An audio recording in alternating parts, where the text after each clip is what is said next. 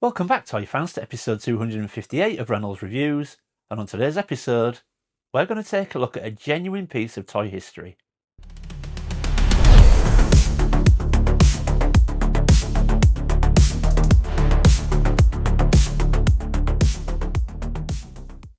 Welcome back, everyone. Now, like I said in the intro, today we're going to take a look at a genuine piece of toy history. Now, over the years, back in the 80s and early 90s, we were introduced to some toys that, for one reason or another, were deemed inappropriate for kids, and a lot of child activist groups and parents wanted them banned. So toys like Mad Balls, skateboard smack-ups, crash test dummies, things like that, for one reason or another, were all deemed inappropriate in some way. Well, none quite as inappropriate as the one we're going to look at today. Spider-Man Shapeshifters, double power. Get into action with the Spider-Man Shapeshifters, Spider-Man Double Power. So here we go, folks. So here we have got the Spider-Man Shapeshifter Punisher figure. And it is called the Power Pistol Punisher figure, which, again, will become very self-explanatory in time. You probably already know if you know your toy history. But when I saw this, especially in its packaging, I thought, I've got to get that in my collection. Now, I'm not huge on Marvel characters when it comes to collecting. However, growing up, I always loved Spider-Man. He was always my sort of favourite clean-cut superhero guy. And then I always gravitated to the Punisher as well, because I loved an anti-hero, and he was my favourite anti-hero. I loved his backstory. I loved what he stood for, and I really liked him. So I do tend to gravitate towards Spider-Man and Punisher. I don't generally go in for anything else Marvel. But when I saw this, I thought, I've got to pick him up. Now, as you can see, even though he is in his packaging is wrecked, so I have no issue opening this. I do intend to open it. But yeah, I got this for 40 quid off Vinted, and I thought, for that price, it's a genuine piece of toy history. I felt I needed to pick it up. Now, we're going to take a look at it in its packaging to start with. Like I say, it is wrecked, so I am going to open it. But this guy actually came in 3 different styles of packaging. So I'm going to show you him on the screen now. So as you can see, there was 3 different styles of packaging. I've got him on the Spider-Man card. And there was also 2 different versions of this figure. So you've got a blue and silver version, which is the one I've got. But it also comes in a black and silver version, which seems to be more commonplace in the States. The blue one is the one you tend to see over here in the UK. I would like the black one, because I always associate Punisher with black rather than blue. And obviously that's slightly different. It does come with a few more rockets, and it comes with a red tip on the gun as well.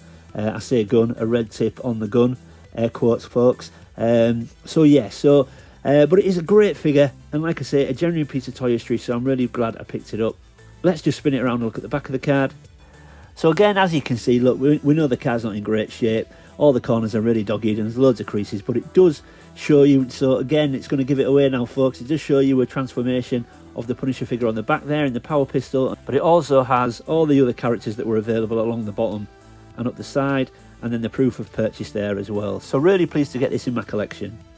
So there he is in the packaging, folks, but we are going to open him up now and take a look at him loose in much more detail. Okay, folks, and here he is. So here's the Punisher out of the packaging, and on the face of it, it's actually a really nice looking figure. I actually think the figure itself looks fantastic. Just the initial appearance of it stood on the shelf, I think looks great. Really sort of imposing, just like the Punisher would want to be. But I think, for a start, I think that face sculpt is absolutely wicked. I just think the sort of grimacing look, like he's very angry, gritting his teeth, getting ready to, would you say, beat somebody up, I reckon, or whatever it might be. But I actually think, visually, the figure is amazing. And I actually think that face sculpt looks wicked and very, very fitting of the Punisher. The outfit is very Punisher-like, you know, all one colour, so it's blue in this case. I actually think the Punisher figure looks better in black. Now, you can get it in black, but it's more prominent in blue in the UK. I'm not up on the Marvel characters, so I'm sure somewhere in animated series or the comic books he did wear blue. I prefer him in black, but blue lends itself really well. Then you've got, obviously, silver gloves, silver boots, and that very iconic silver Punisher skull in the centre of his chest. I just think it would work better with black and white, but I do think it is really cool on the face of it. Now, obviously this figure transforms, but there is articulation. It is a bit limited. You've got shoulder articulation that does sort of spin and pull out as well. You've also got knee articulation. It spins at the knee and bends at the knee. It bends at the ankles. It has got hip articulation, but it's very limited. It doesn't really move at the hips. That is to accommodate the transformations.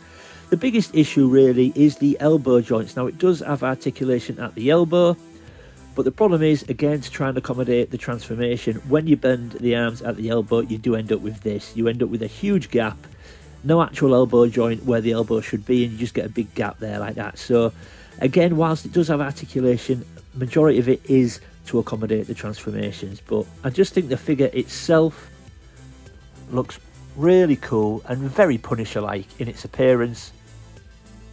And to be fair, obviously this is how I display it on the shelf, just a straight up pose like this. I think it just looks a really good pose, even though it's only straight up and down. I'm not getting him sort of posing any particular sort of action pose or anything like that. I just like to stand him on the shelf like this. However, there's also a reason for that, because the two transformations that you can do with this figure are probably not really appropriate. So we're going to get to that now. So this is called the Power Pistol Punisher, but in the collecting world it's also affectionately named the Crotch Rocket. And I'm about to show you why, because when you try to transform this guy into the Power Pistol, upon the first part of the transformation, it appears very obviously you can do something else with it. And there we have it, folks. So as you can see, the term Crotch Rocket is pretty much exactly what it says on the tin. I mean, look at that. Now, let's just turn him that way. Now, that extends a little bit as well. Now, would any self-respecting parent want their kid playing with that? Absolutely not, I'm sure. However, would any self-respecting kid want this figure if they knew it did that? Absolutely. Now, this was released in '99, I believe. Now, when I was 20 years old, I wasn't collecting action figures, but if I was, I think I'd want this in my collection just for the pure absurdity of it. But also, if I was a 6-year-old kid and this was on the market, would I want it? Absolutely, because there is just something attractive about being a kid and knowing that you're playing with a toy you really shouldn't be playing with. I mean, look at that. Who on earth was in a meeting and signed this off as a good idea? I mean, that is quite unbelievable. And of course, you put the rocket in the front there and you can fire it out. So, wow. I mean, can you believe somebody sat in a meeting and greenlit this figure? And that isn't actually meant to be the transformation. Obviously, we were transforming it into the Power Pistol, but the second you do the first part of the transformation, you have to pull this out from under his chest, and it is as plain as day. So you can stand him on the shelf in this format if you want to. I would advise you don't, especially if you have visitors into your toy room. But it's been nicknamed affectionately as the Punisher Crotch Rocket. So, yeah. If you're that way inclined, you can display him like this, but I would recommend you don't, especially if you have visitors into your collection room or if you've got kids. But we're going to continue and show him in the Power Pistol mode, which also has its own issues.